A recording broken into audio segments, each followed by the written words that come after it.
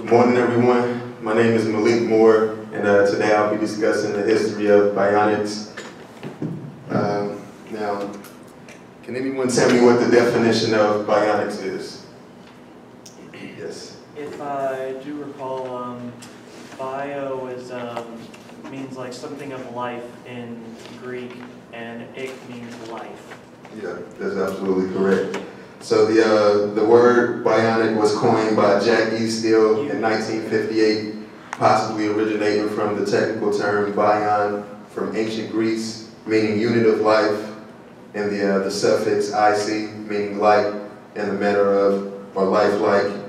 However, terms like biomimicry and biomimetics are performed in the technology world to avoid confusion between bionics, which is mainly used with the medical field.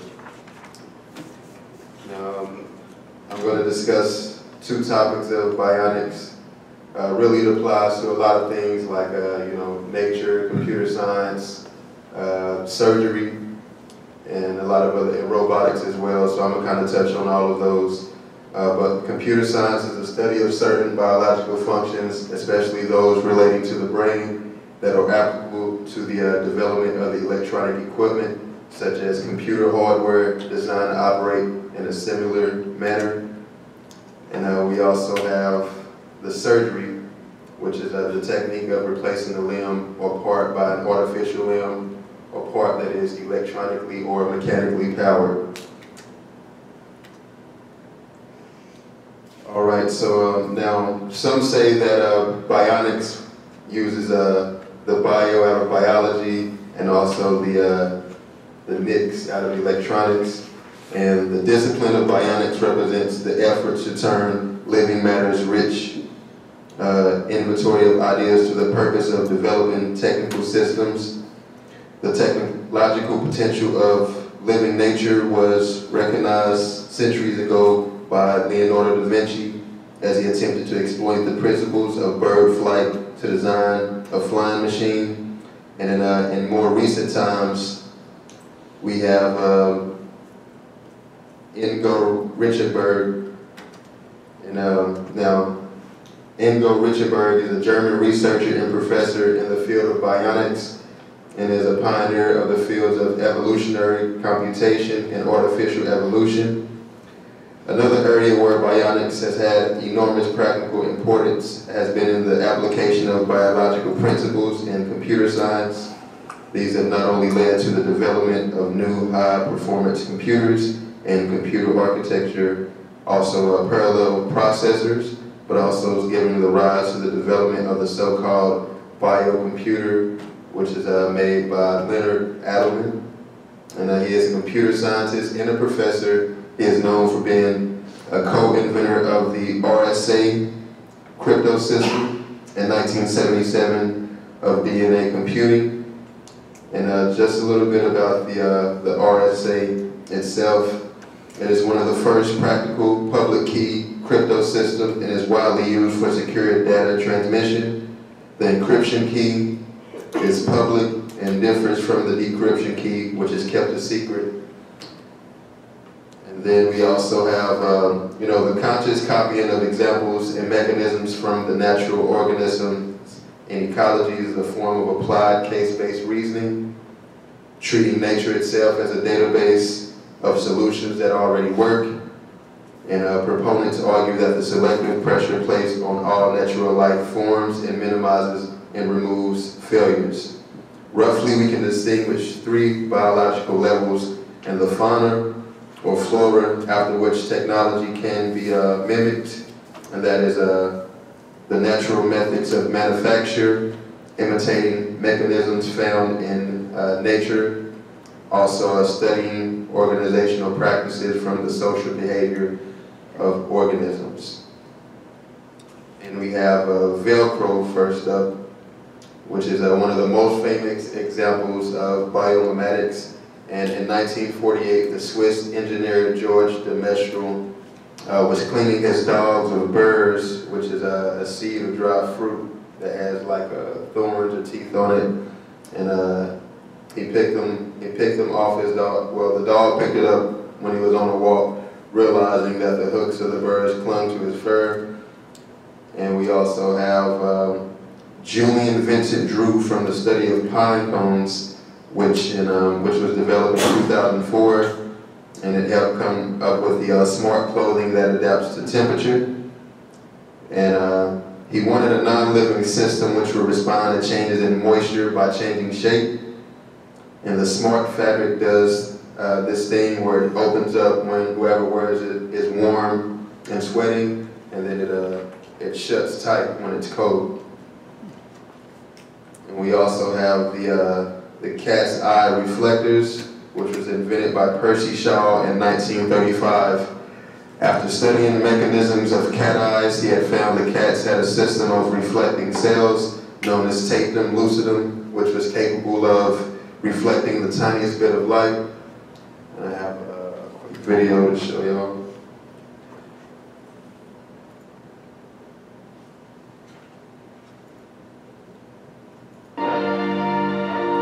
Your eyes and mine are daytime eyes. We have absolutely no trouble seeing scenes like this lit by sunlight. But at night, it's a different story. And particularly on the road, it could be very dangerous if we couldn't see people. So we dress them in clothing that reflects like a cat's eyes, and then we have no trouble seeing them. And that material, that reflective material, is very interesting stuff. We'll see how it works, but first of all, let's see what it is. It doesn't look much when the sun is out. It looks rather like grey, plasticky material. But you can see there's a very slight sort of speckling in it. And if you get the light in the right place, you can see it behaves really quite brilliantly. Let's just do that. Here it is. The material on the table is that sort of reflective material. Once the light is coming from the right direction, though, you can see it positively glows. And by the shadow on it, you can see how much that's reflecting. It really stands out. Well, that is really a sort of sandwich of reflective material. And the things that are doing a lot of the focusing of the rays of light are these. They're absolutely minute marbles. I'll put some on the mirror.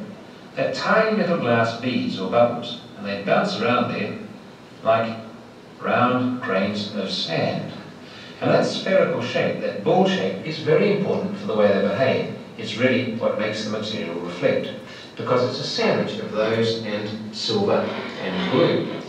It really starts like this. A piece of material, and that's got some reflective material, probably aluminium paint, something like that. That's what bounces the rays of light through the glass beads. Of course, they have to be stuck to it, so on goes the glue. And then finally, on go the glass beads themselves. There we are, sprinkling like that, spread them out, and if we tip off the surface, you can see quite a lot are sticking to that silver. Now that's a crude model, it wouldn't work awfully well, but it would work. And what's happening is that each of those little glass beads is taking in light, turning it around, and bouncing it back. They're rather like this. Let's take a super ball. That's a clear one. You can see it's like a marble. It's really clear, but in the glass bead reflector, it would have the back part of it coated in silver. It will be like a spherical mirror with half of it silver. Now, if we go to a larger model, that's really like the back of the bead. You can see there's the sort of hemispherical reflecting silvery part. And any light ray that goes in has got to come out again the same way. If it hits the middle of that reflector, it does that. Comes straight back past my ear.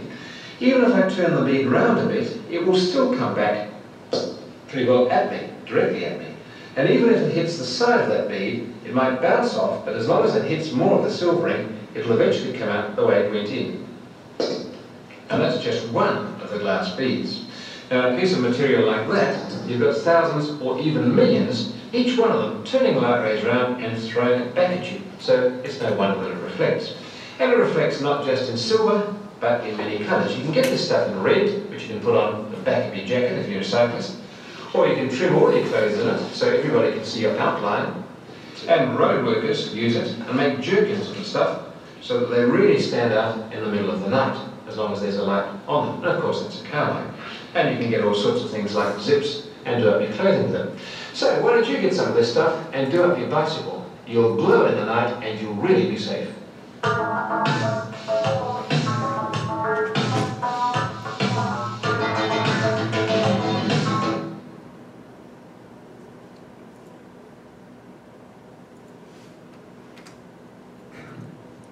All right, now also we have the morphing aircraft wings, and This is a change that shape according to the speed and duration of flight, which were designed in 2004 by Bionics scientists from Penn State University. And the morphing wings were inspired by different bird species that have differently shaped wings according to the speed in which they fly.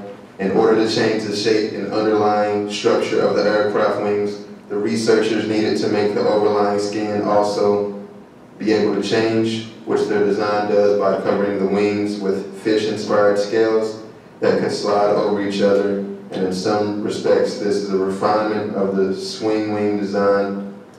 I have a real quick video for this as well.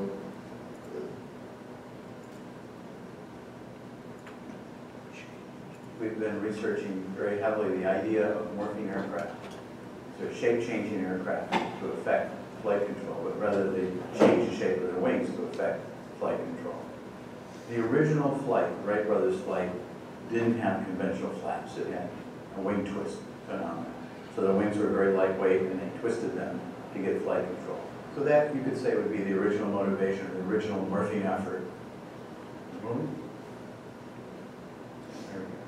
What we're doing now is really based on and motivated by watching birds and how they fly.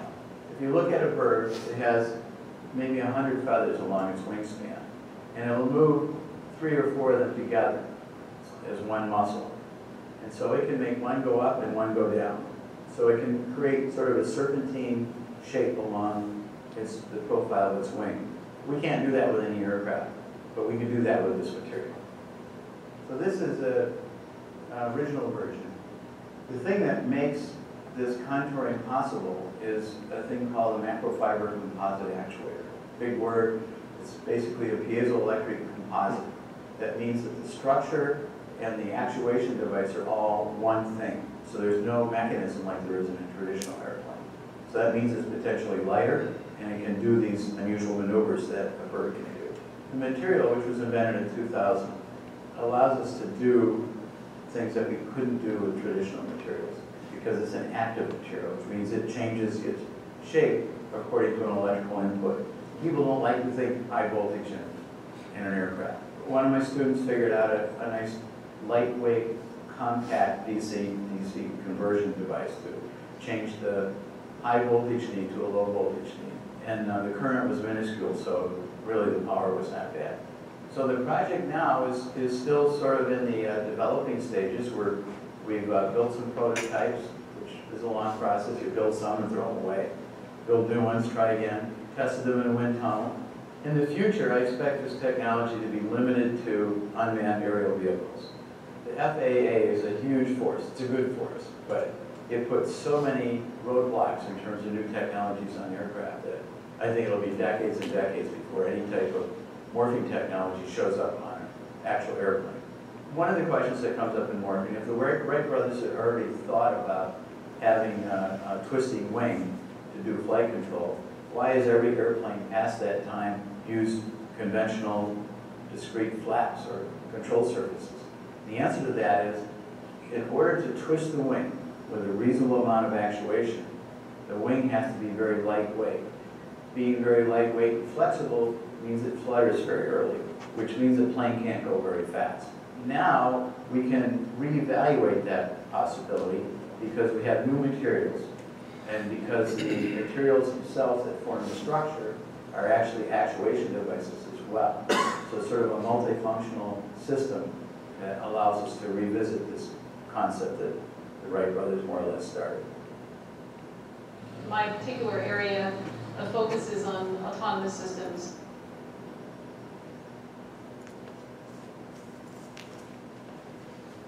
All right, so now we'll go into the way it's used in robotics and also surgery field as well.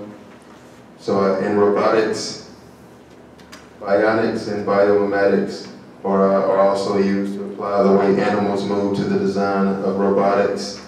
And then we also have the medical adhesives. And they are involving glue and tiny nanohairs, which are being developed based on the physical structures found in the feet of geckos. And with the robotics itself, they have what we call bionic kangaroo, which is based off the movements and psychology of kangaroos.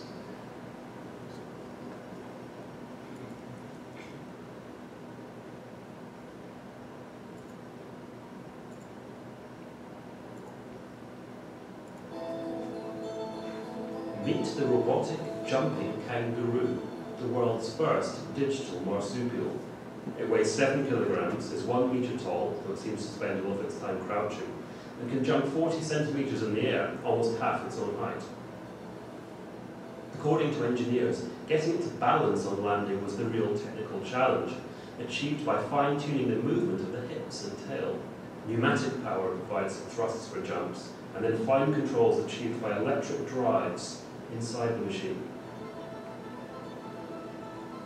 Its German developers have made it not as a product for the market, but as a tool to show aspiring young engineers the power of biomimetics. This is a field of technology which looks at designs in the natural world and then tries to copy them for our benefit.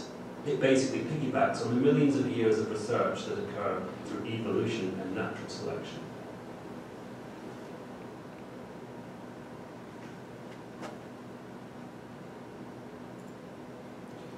Now we get into the good part, which is the the bionic parts.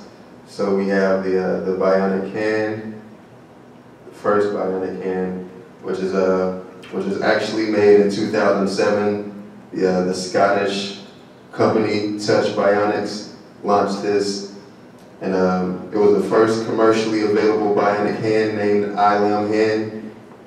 And according to the firm, by May of 2010, it had been fitted to more than 1,200 patients worldwide. Quick video for that.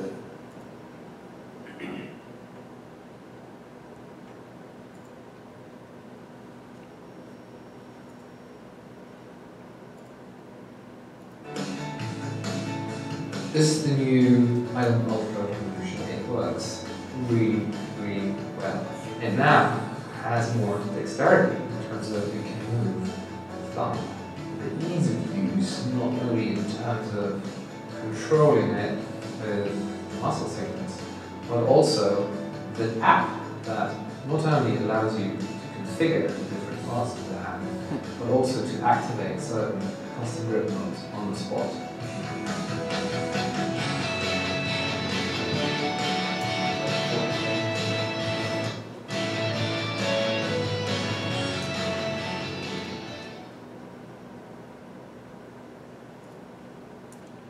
And I also have the bionic eye.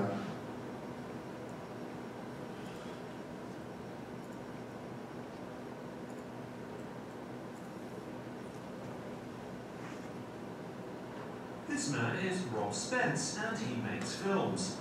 No, literally. His body makes films. After a shooting accident when he was 9, Rob had to have his eyes surgically removed. But after joking with friends about having a robotic cyborg one installed instead, documentary maker Rob actually went and did it. Pretty much anyone who loses an eye will make a joke. At least I should get a camera put in there. It's not a wacky, out-of-this-world concept.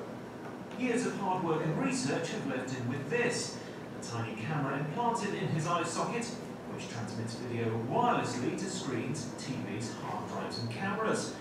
And it's opened up a whole new perspective for him, even getting him offers of, unsurprisingly, secret camera work.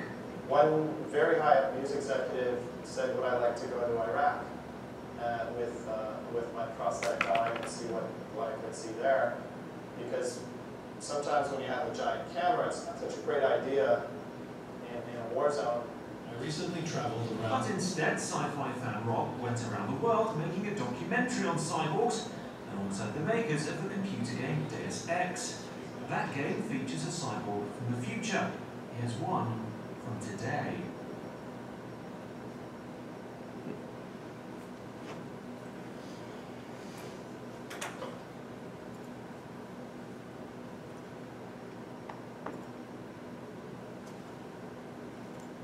All right, so throughout history, we have had a fascination with cyborgs.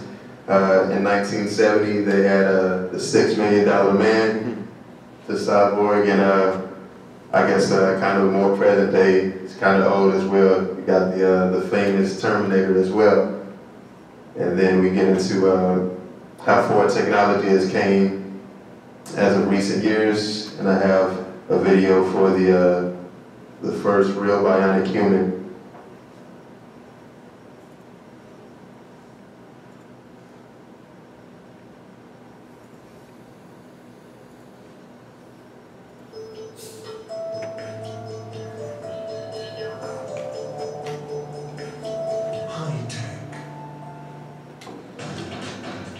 A bionic man complete with artificial organs, synthetic blood and robotic limbs is on display at the Science Museum in London. Costing some €600,000, he's expensive but not as pricey as the $6 million man of the cult 1970s TV series. The man, who's apparently called Rex, can sense objects in front of him with retinal implants, and cochlear implants allow him to hear. The producers of a British television program got in touch with Dr. Bertolt Meyer, a scientist from Zurich University, and Rex was built by a team of leading robotics experts. Well, one of my personal favorites is the artificial blood that runs through these tubings, and because this is made of nanoparticles that are able to bind oxygen and give them off, just like real blood can do. But this is not a real blood, this is nanoparticles. And I thought that was absolutely science fiction. So I thought that was very, very impressive. Also the fact that they're very close to an implantable artificial kidney that will actually be able to replace a failing kidney without the necessity of a kidney transplant. Think of the great benefits some technology like that would bring. I knew fairly much about prosthetic limbs, apparently, but what we're close to accomplishing in terms of artificial organs, I find this absolutely mindful. Rex incorporates some of the latest advances in mechanical limbs, as well as a heart and lungs, an artificial pancreas, kidneys, spleen and trachea, and a functional blood circulatory system. All of these components could theoretically be welded to human body to replace missing or worn out parts.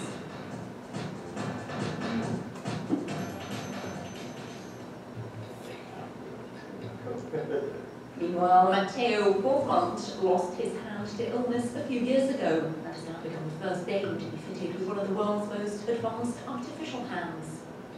The device is controlled by electrodes which are located next to the muscles you normally use to open or close your hand. I couldn't do this before, not at all. I didn't have any support to hold the tape roll, so I couldn't do it. Instead, I had to get other people to do it for me. The freedom, the value you actually get out of it yourself is absolutely priceless. It can't be surpassed.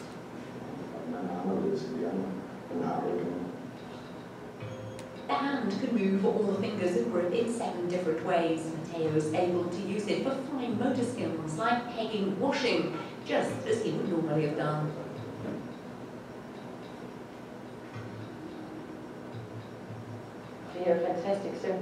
It's a great example of how we can give someone some quality of life, but it also means he won't need us as a municipality to come and deliver all sorts of services which aren't cheap. So it's in the best interest of the person. It means Matteo could be much more independent than before. Going for dinner, even just for lunch at a restaurant with my friends, was embarrassing. To sit and ask your friend, will you cut up my steak? That's really embarrassing, I have to say. He's still learning how to operate the hand. For instance, it's difficult to judge how much pressure he's putting on things or how hard he's squeezing, but he's confident that practice will make perfect.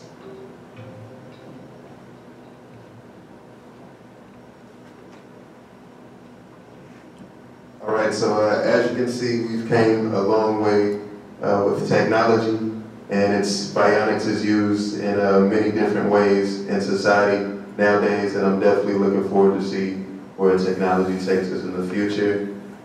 That concludes the end of my presentation. Does anybody have any questions? All right, that's it.